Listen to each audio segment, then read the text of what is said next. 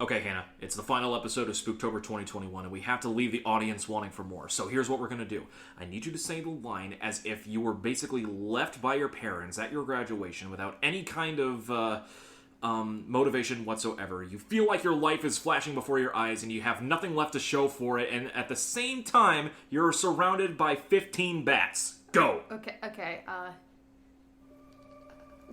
Why would you leave me? You're a monster! How's that? Brilliant! Take it, let's get some coffee, take lunch. Donald, hit the intro music, and we'll be back by the time it's done.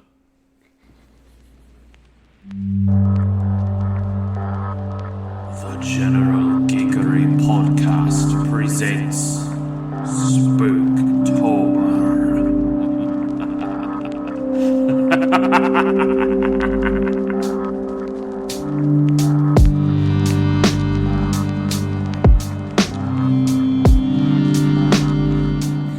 You should add like some spooky music to that and have like a little like a reverb or something. Be like, you're a monster. Yes, I will absolutely do that. Yes. Oh man, so stupid. We're getting more out there with these intros by the day. Absolutely. Do we care though? Not really. Yeah, fair enough. I don't particularly care. Well, that definitely explains in the performance. Yes, I know. I'm never gonna get that Best Director Oscar now. Damn you, Scorsese! No, yep. Anyway, my ruined directing career aside, what's going on, ladies and gentlemen? Welcome back to the General Geekery Podcast. This is, of course, the podcast where we love to geek out about all that we love to geek out about with no remorse. No regrets. And with all of the enthusiasm in the world. Indeed. And welcome to the final episode of Spooktober 2021. Woo! Awesome. Woo! Excellent. Ah, yeah! Did you just go Scottish on that one? I don't know. Fair enough. As always, I am your resident coffee ninja by day, actor, gamer, and streamer by night, Donald Kaczynski, back once again. Joining us as always, she is the dice slinger extraordinaire, artiste magnificent, and our resident video game inept. Proud video game inept. Proud video game inept. Excuse me for not adding on that extra adjective. She is. I am inept and I am proud. Ladies and gentlemen, Hannah Kubiak. And for this final edition of Spooktober 2021, I thought we could have a little bit of fun with this one. We've talked about horror films in the past. We've talked about horror stories. We talked about a lot of classics that are in the minds of many people for very good reason. But what about the stories that are just cringy? But cringy to the point that they're enjoyable. Yeah, like Manos, the Hands of Fate. Oh god, I forgot about that. You're welcome. Ladies and gentlemen, we have not done an episode on bad films so bad that they're good, but this might actually be the first time we've actually touched upon it, and it's about time too, because, ladies and gentlemen, we are talking about some of the worst horror films of all time. Some so bad that they're actually good. For those of you that doesn't understand the concept of a film so bad that it's good, watch Tommy Wiseau's The Room. And then come back here and listen to this episode, because, oh my god, there are a lot of bad horror films. I still need to see that. You haven't seen The Room? No. Ooh, we need to make that a goal. Nope. We need to make that a goal. Maybe that's what we should do for episode 100. Watch The Room? Yes. Oh. I don't know. Maybe I'm getting too far ahead of myself. But who knows? That's episode 100 is weeks away. This is now, and we got stuff to do. Yeah. So we talked about what makes a good film for us in the past. Mm-hmm.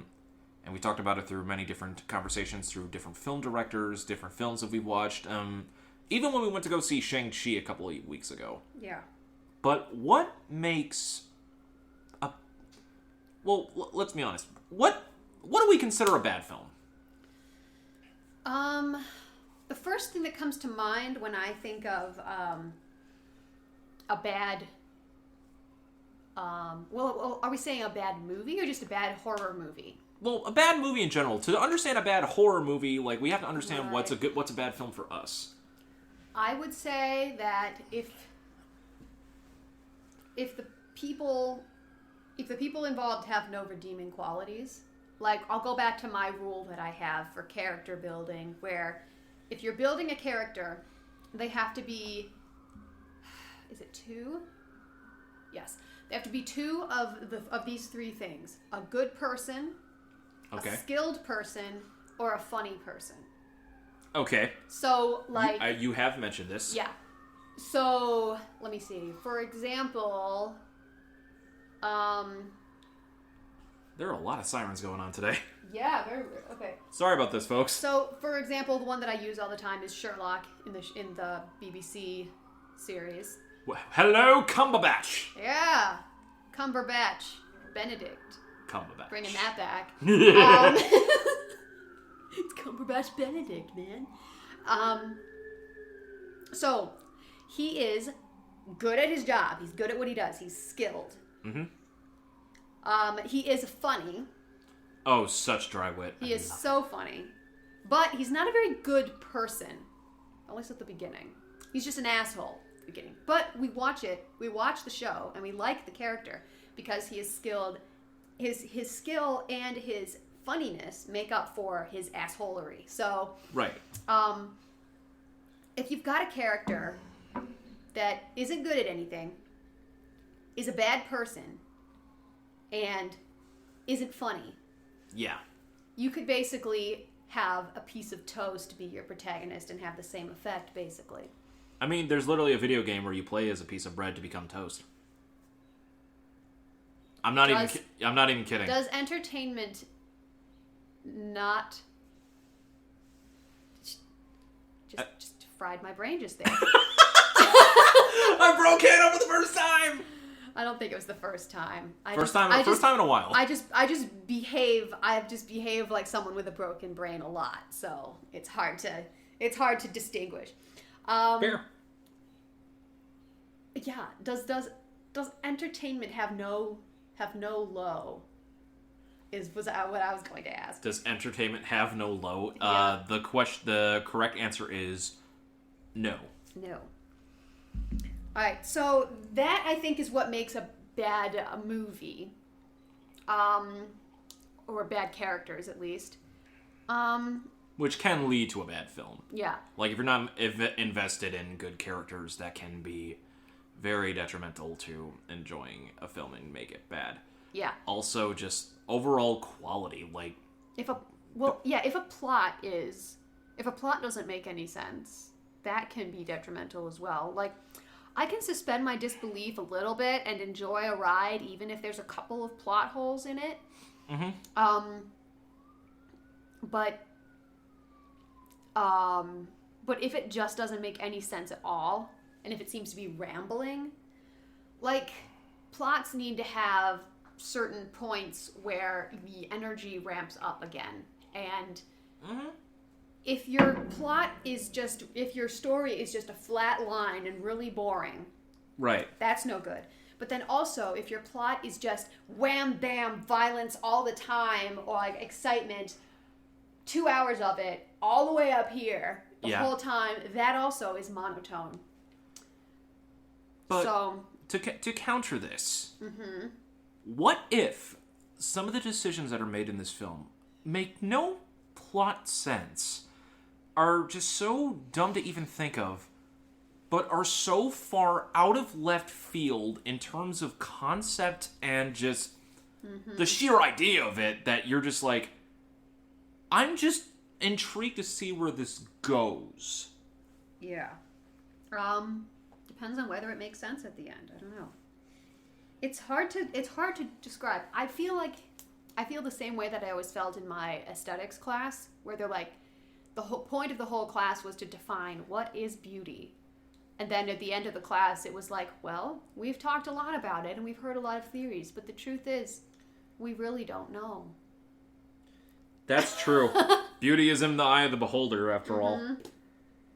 So, a lot of that really follows down to film as well, and especially bad film. For as long as there have been good movies, there have been bad movies, and oh my god, there have been plenty of bad films. And a lot of them exist in the field of horror. I mean, we've all seen it. How many bad horror films have been released over the years? Oh, so many. But at the same time, however, when does a film go so bad that it becomes good? When is a film just so distasteful and just stupid that you're entertained by just how it was put together? I don't know. You know, it's gotta be... Oh, man. There's just a certain specialness to a movie like that. Like, I really enjoy watching Mystery Science Theater just because of this. Uh-huh. Like, there was one that I saw... What was it called? It was... It was called like Mac or something. And it was about an alien that got sucked up by a space vacuum and brought to Earth. And then the alien meets this family. Okay. On Earth, and it's basically like it's like E.T. but terrible. That's so great. It's like if it's like if the movie E.T. was silly putty and it got twisted up and eaten by a cat and pooped out. That's what Mac was. Okay. But it was hilarious with the commentary that went with it. It was just great. I would watch it again with that. So I think there's a certain art to the humor that can come with something like that, especially if the humor is unintentional. Like if a movie is unintentionally funny because it's so bad. Yep. That's what really makes a bad horror film, is that you're just entertained by the sheer, like, you just can't believe what's going on. Yeah. And more often than not, there's a lot of horror films that revolve around that kind of mindset, or have gained a cult following because of that mindset. Yeah. One of the main ones that comes to mind, and I would be remiss not to mention this, Sharknado. I haven't seen that, actually. I mean, just the idea of it. It's a tornado of sharks. Yeah. It's kind of one of those self-aware bad movies. Where it's like, it's bad, and they know that it's bad. Exactly. You're not going in to watch the film just to learn something. You're just seeing because just the concept of it is just so batshit insane that you have to know. It's like, huh? What now? And I gotta say, it's actually fucking entertaining. Like, it makes no absolute sense at all, but I wasn't bored. Yeah, no. Like you give me the concept, I sit back for an hour and a half, I see what's going on, I laugh my ass off that sharks are eating people in the air, and yeah, literally nobody. We don't give a shit. Yeah, it's kind of like, okay, so I looked into what Stephen King had to say about what makes good horror.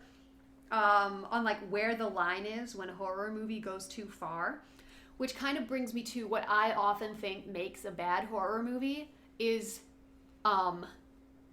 purposeless, gratuitous violence and gore.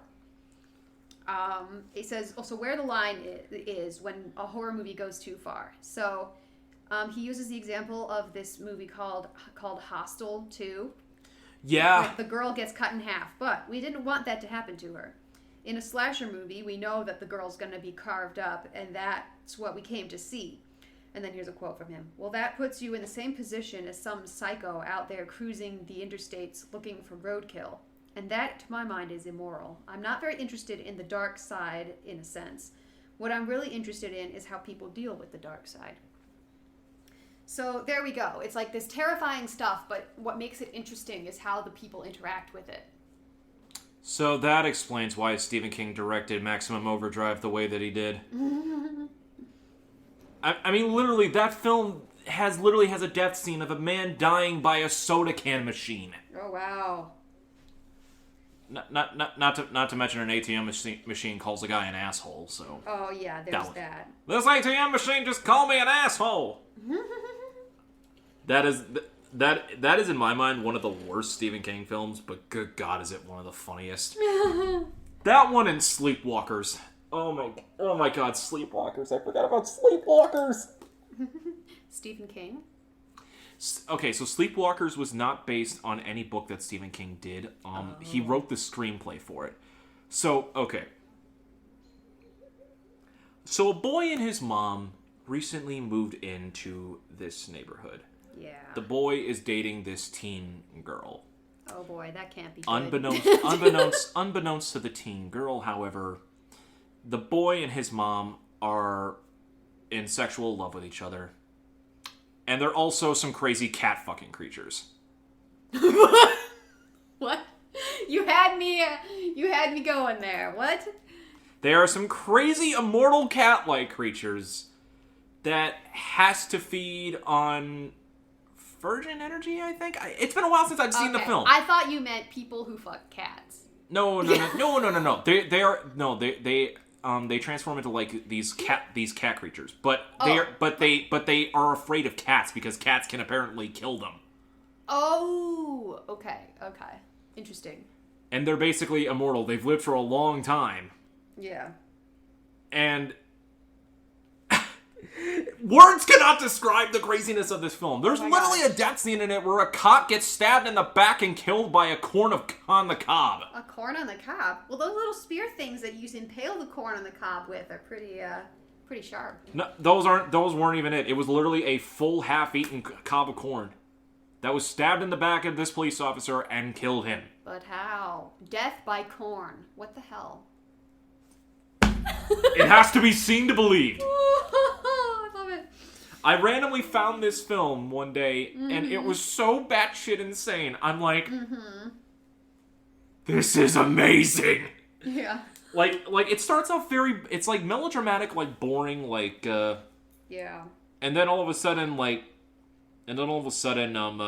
boy turns into a cat creature and basically eats and kills his homeroom teacher. And it's just like, what? And then he gets into a police chase where he escapes by morphing into multiple different things when a cat, which is basically the policeman's sidekick. Why a policeman has a cat for a sidekick and not a dog, I don't know. It could come in handy. And basically he gets away by turning the car invisible. How does the car turn invisible? Who knows, man? You just keep getting thrown a curveball one after the other. It's like, what the fuck? Yeah. I think one of the things that makes a good horror movie is something that my mom and I were talking about Jaws not too long ago. Jaws, motherfucker! And the thing that makes a horror movie is first you establish what the protagonist's fear is. And then you make them dive headfirst into that fear. Oh yeah, that's right, because Martin Brody said that he did not like the water. Yep. He hates water. He won't go into it. But then a man-eating shark is terrorizing the town where he is the chief, so he has to go out and try and kill this shark. So that's kind of the main thing, is make it personal. Not necessarily personal to your audience, because every person in an audience has a different thing that just creeps them out. But if you show how the person that you are sort of becoming invested in the story, you show what their fear is, then they start to sort of empathize, and then they're sort of afraid on that person's behalf. Yeah. So it's kind of funny that you mentioned Jaws like that, because I think the Jaws franchise simultaneously has one of the best horror films of all time. Yeah. And simultaneously two of the worst. Right, like Jaws the Revenge or something? Jaws the Revenge is... It's so bad. Not even Michael Caine could save it. Oh my god. I forgot Michael Caine was in it at first. Oh my goodness. It's so bad. Like, there's nothing to it. Like, and here's the thing. Mm-hmm.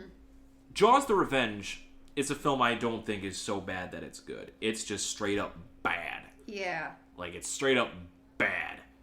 Now, Jaws 3D is I think is a film so bad that it's good. Just to see how awful they try to make convincing they try to make the 3D effects. Oh goodness. Because it's still in the final product. When a movie tries too hard to be to be 3D, it kind of messes it up. I think that's part of the charm of what you said. Too hard. When a film tries too hard on something that you can't help but just laugh. Yeah. Because it's like, what were they thinking? Yeah. I think that's obviously what is going to happen. Yeah. I agree. I think that's like the key to success. Like when someone tries so hard to commit and you just laugh because of it, because it's just like, you can't believe it's happening. Yeah. Like, oh my god. I can't. It's like when you watch like a stereotypical like slasher film and they do some of the most generic, stupid stuff where you're just shouting, "Oh, come on! You can't be this stupid!" Yeah. I mean, that eventually is like what a lot of slasher films basically boil down to for the most part. Yeah. Well, I mean, that's another thing that you kind of need in a horror movie, because your characters they have to be a little bit stupid, which is probably why a lot of the time these movies sort of focus on like teenagers, because their brains aren't fully formed yet. Hormones are going crazy at that Hormones age. going crazy. They don't know what they're doing. They don't know who they are. They go for a camp out in the woods, and then for some reason, when they hear noise out there, they just decide to go and check it out. And you think, why would you do that? Why? And it's like, well, because Jamie, they is dumb. Jamie Kennedy from Scream, can you list the rules of surviving a horror film again? Rule number 1, you can never have sex. Yeah, pretty much. Sex equals death. In a horror film, yep. You can never drink. It's number 2, you do not drink or do drugs. Yep, It's an extension of rule number 1. And also, rule number 3, most importantly, never ever under any circumstances say, "I'll be right back." Yep. Because you won't be right back. Yep. It's funny, yeah, now that I think of it, like a lot of movies I've watched where like the opening scene is like this couple getting frisky in the woods, and I'm like, they're both dead. They're gonna die. Yep. Pretty much. It just occurs to me automatically. It's not. It's just It's just part of the genre. You know what's going to happen. Pretty much, like, and then out of like, what surprises you is that like something else like happens, like they survive, and you're like, the fuck? You're like, wait a minute, no, one of them has been possessed by a demon or something. It was like almost kind of like how the cold open to oh god, what was that one film? The Jordan Peele one. Oh, Get Out? Get Out, yeah. It's almost kind of like how the cold opening to Get Out was, like when they hit that deer. Right, yeah. And you're just like, what the hell? Mm-hmm, yeah. Well, that was to establish kind of like, part of the, like, gaining his trust more, I guess. Right, but you're like, that's kind of weird, and then you realize, like, later on, it's just like, and it's all about body snatchers. You're like, how did that play into that? What? Yeah, I mean, if I thought about it a little bit more, it's like a red herring. I could probably make a connection there. I think that mostly what that was for, plot-wise, was just because that story focused so much on, like, race and everything, that the fact that, like, she was driving the car, she hit the deer, but the policeman is more interested in seeing the black boyfriend's ID and stuff, and it's just like he's being profiled, basically, and just kind of kind of setting that mood up. Fair. Yeah. Yeah, so I think that's what that was for. But yeah, it was kind of random. I keep forgetting about that part. Mm-hmm. Yeah, because a lot of it was focused around that, like racial differences and everything, and like I guess bigotry and all that. So we're talking about a good horror film. We're supposed to be talking about bad horror films. Yeah, what are we talking about? But okay, the movie Us, I like that one even better than Get Out. That one. That one was amazing. I loved it. Mostly just because I am a big fan of Lupita Nyong'o, but yeah, I can't argue that. I can't argue. So good. And what I loved as well, which is a good thing about horror movies, is like surprise and a twist. Like, I did not see it coming at all. And I'm not going to say what it is because it's just so cool. I love it. Oh. I'm glad that you brought up the concept of the twist because I think another example of some bad horror films so bad that they're good. Yeah. We have to go to the master of the twist, M. Night Shyamalan. Oh, yeah. Oh my god. Yeah, that's another one. That's one that it's not even a spoiler anymore. It's just part of the culture. I think possibly one of his... Because he does, like, suspense and really, really well, sometimes to the effect. But I think an example of a film so bad that it's actually just entertaining to watch. Have you ever watched The Happening?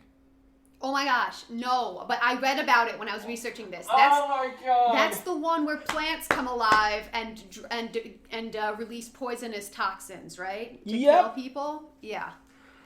But oh my god, you just watch the film because the acting is so hypnotizingly bad. Like, the scenario is just so, what in the world? And everyone is just on another plane of existence. I can't even do it justice. Yeah. I can't... Mark Wahlberg, take it away. What? No. I auditioned for a horror movie one time. It was the stupidest thing I've ever done. And it, I did it mostly just for experience. Fair. And also, the director didn't give me very good directions, but I was just like, whatever, I mean, actors do depend a lot on their directors for films. So. Yeah, but which is why a lot of people, they're like, oh my gosh, like, that play or that movie, that actor was so bad. And I'm like, well, yeah, but they did what the director told them, probably. Like, pretty much, yeah. Like, Hayden Christensen gets a lot of flack for Anakin. I don't really blame him at all. Like, he's done awesome stuff since then and everything. Like, and he even did good stuff in the prequels. And I will still defend that to this day. I mean, there are moments that are cringy, but also he gives it an awesome performance when he's kind of let off the cringy leash. For episode 3 alone. Yeah. And so I blame directing on that one. Thanks, Lucas. Yeah. Thanks for nothing, George Lucas. What was I saying before? Because I jumped. I made 2 tangents in quick succession. Yeah, you were talking about bad acting, directing, being given bad directions. When I was auditioning for a horror movie, and the director basically, I was in this room, and it was like there was like a white screen behind me and stuff, and he was like, "Okay, here's the scenario. Here's the scenario. This boy who you love has died, and then he comes back to life. He's been resurrected, and you're really, really happy to see that he's been resurrected. And then his body begins to decay and disintegrate and melt. So I want to see joy first, and then I want to see despair and horror and disgust." I'm like, okay. That's so... And then he's like, "Okay, go." And I'm like, and I just felt so fake and campy the whole time. And I was like, I hope I don't get cast, and I know I won't be. It's just like, it starts off very, very vague, and then you basically tell them what to feel. Like, yeah, I don't, like, being told what to feel is terrible. That's terrible advice. Directors, don't tell people what to feel. Tell them what they want. Basically, yeah. I need to know what the direction was given on The Happening to get the performances in that film. You said you haven't seen it? No. Oh my god, I need to show you this film. It's gonna be great. how you can get people like Zoe Deschanel, Mark Wahlberg, John Leguizamo, and all that to act the way that they do in that film. Oh my god. I'm so excited. It's like a B movie. It's so funny to see people who you know that they're good actors, but they're being in a terrible movie. Yes! It's... And like... There's no words to describe it. Or like just like Nick Cage. Oh my god. Basically, he's more known for like ridiculous acting than he's known for good acting. Yeah. But that doesn't make him any less famous or any less, I think, valued as an actor. It's almost like his thing. Nick Cage in the remake of The Wicker Man. Oh my! No, not the bees! They're in my eyes! Not the bees! That film is worth watching just for Nick Cage alone. The great thing about Nick Cage is that he does not give a flying foxtail about anything. He just goes all out no matter what. It's either extreme overacting or extreme underacting, and sometimes it works in both ways. Yeah. Like, honestly, I think Nick Cage is basically the walking embodiment of how to make a good, bad film. Mm-hmm. Yeah. He's like either at 0 or 110. There is no in between. And I think that's basically like what makes good bad films, especially in horror, is that you just commit. Like, if it's a full commitment all the way through on what they're selling without any kind of remorse or abandon, and you're hooked on the ride, it's like, how is this happening? Then it's a victory. Yep. You have succeeded in making a film so bad that it somehow ends up good. Yep.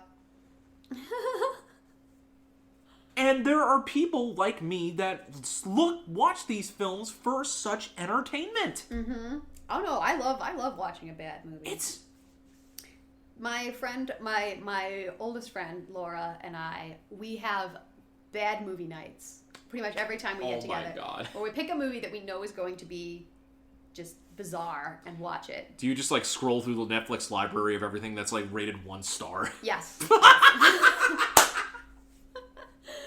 Brilliant! Yep. I love it. Oh my god! Oh, man. It's great. Oh. I still have to see Velocipaster. I do have to say, Netflix has like some of the most like, how did this even get greenlit? Mm-hmm. I mean, it continues the running joke that Netflix will greenlight anything, but Netflix has showcased a lot of good stuff. Yeah. But then when Halloween and Spooktober comes around, nope, just bad horror movies for days. Yeah. Bad horror movies for days. Just. What was that one? What was that one with Will Smith? It was about fairies. It's called Bright. It's called Bright. I forgot that existed. That was ridiculous. I completely forgot that existed. That's a Netflix movie that I watched, and I was like, "What? What the hell? What am I watching?" I was like, because it was so well advertised as well that I was not expecting it to be that bad. Like, even like the preview gave no indication. You know what's like another film series that like, okay, the first one was great, I will admit it, but then afterwards it's basically on recognition alone, and you just keep watching just to see like how far they go with it, and a lot of them are just so bad they're just entertaining. Okay. The Saw franchise. Okay. I have never saw any of those. So long story short, I won't force you to watch them just because, like, I don't know how you are with gore and stuff. I am fine with it. It just doesn't really make a good story. I'm not like it doesn't like scare me. I just don't think it gratuitously has the desired effect. So part of the hook with the Saw franchise is that there are these different like death games that people are put into in order to teach them a lesson if they survive. And part of the hook of the franchise is just how elaborate they go with these traps. Mm-hmm. I mean, in the first film, like, there's a guy... Trapped. Pretty much. I mean, in the first film, there's literally a contraption that is basically a reverse bear trap that's going to rip a woman's jaw out if she doesn't unhook it. There's an entire maze of razor wire that someone has to get through before time runs out. And then as the series goes on, you get some insane kind of, like, contraptions at times. One is like, okay, this collar that you're wearing has 5 shotgun blasts to the face that is attached to this person's heart monitor. You have to keep them alive until a certain amount of time so we can take the collar off you. Otherwise, if their heart line goes flat for a certain amount of time, 5 shotgun shells to the face. Wow. Okay. Like, it's insane. I mean, at least it would be relatively painless. I mean, relatively, they say. They go so over the top sometimes where it's like, how can they top this BS? And at some point, like, you just feel like, oh my god, like, there's no way that this could do it. And then, and another one is like, well, you have 6 of your most trusted employees on this, giant, circular seesaw of, death. You have to choose 4 of them to die, but you get to choose 2 of them to live, but the 2 that live, you have to impale each of your hands. I'm like, what? Honestly, in that kind of thing, maybe it's just because I'm not facing a life or death situation, but I'm just like, well, you know what? I'd rather just die. Pretty much, it's like... Just empty 5 shotgun shells into my head, please. And like, just do it. Just do it now. Kill the boy. Kill him. Death. Just do it now. Boot to the head. Yep. It's just like... Maybe it's just because, being responsible for the death of someone else is what is the real death? I don't know. Honestly. I don't even know anymore. Ugh, my brain hurts. But yeah, it's just like, it's the hook of, like, if you get the one hook of introducing the concept and you hook them, and it's a concept so far out of left field that people can't help to say, okay, let's see where you're going with this. Yep.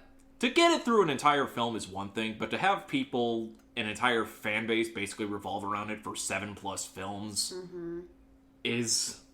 Oy vey. It's ridiculous. Films so bad that they're good. Yep. I don't understand why horror movies have so much of it, but it's insane. Actually, what's a good bad zombie film? I feel like there's...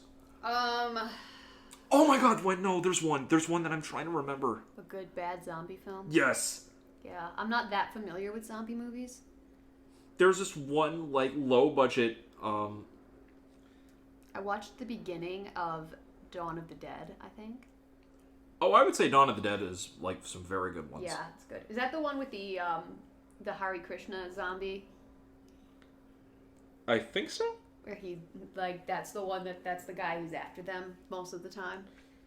Yes. I want to say yes. Okay, alright. Alright, there is a, Alright, I found it. It is a film from 1992 called, Brain Dead. Okay. There's so much dumb stuff that happens in this film. Basically, on this island, this, zombie, it goes by either Brain Dead or, like, Dead Alive. It has, like, 2 different, names for some dumb reason. Okay. There is a point in the film where the zombies are like overrunning people.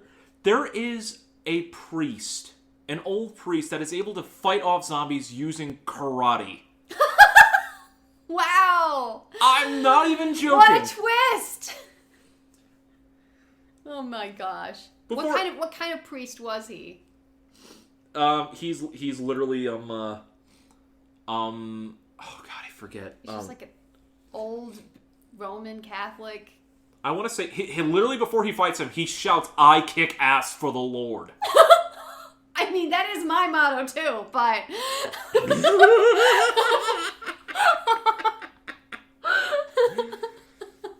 oh my god.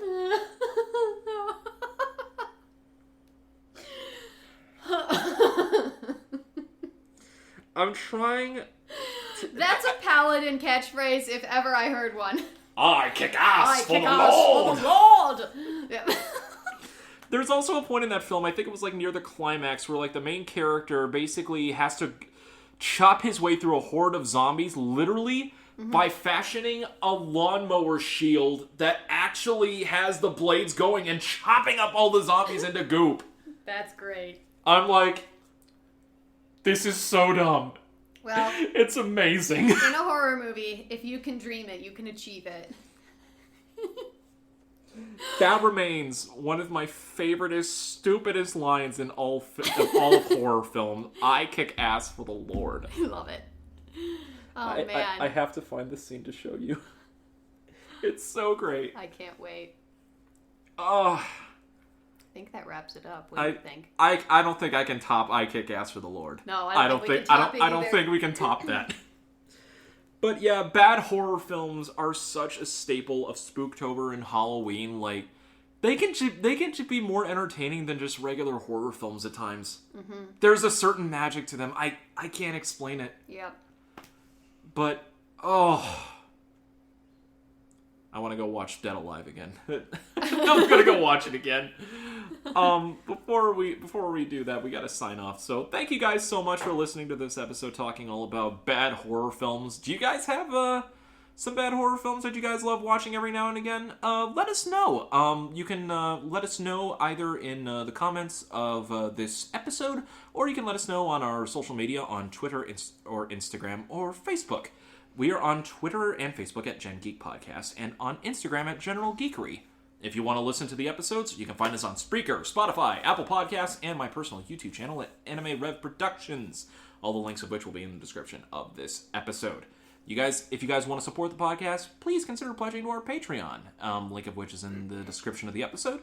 And also in this episode's description is the link to our Discord page, the General Geekery Guild. If you want to hang out with me and Hannah and chat about some stupid stuff, like how we need to invent a D&D character that does kick ass for the Lord. Mm-hmm. I need to make this a thing now. Oh my god, why am I obsessed with this? You can chat with us about that there. You can find Hannah on Instagram at Pythian Legume, and also on Loaded Dice Adventures on Twitch.tv, and on the SPLANCHNIC podcast. Go check them out. She has a lot of fun on those. Oh, yeah. Especially as Petra. I will never get tired of Petra's antics. Hell yeah. Petra needs to kill zombies the same way with like the lawnmower like contraption. Uh-huh. If you can fashion it, oh my god. I want to get zombie killing bullets eventually. Yes. She was supposed to be a gunslinger, but there aren't any guns in this universe. So I am sad. Yep. One of these days. When is this episode releasing? This one? 2 weeks from now. So end of October. Ah, okay. And you guys can also check me out on social media at RyuzakiMK7 on Twitter and Instagram, and also on Twitch as well at that same exact name. Thank you guys for enjoying Spooktober with us once again for another year. It's been a lot of fun. This has been episode 97 of General Geekery, all about bad horror films. Until next time, guys, for Hannah Kubiak, I'm Donald Kaczynski, and until next we meet you guys, always continue to kick ass for the Lord. Yes. But always remember to keep your geek on. Always. Clink, clink. Not the bees! Ah, that's in my The eyes! bees! Nicolas Cage! Not the bees!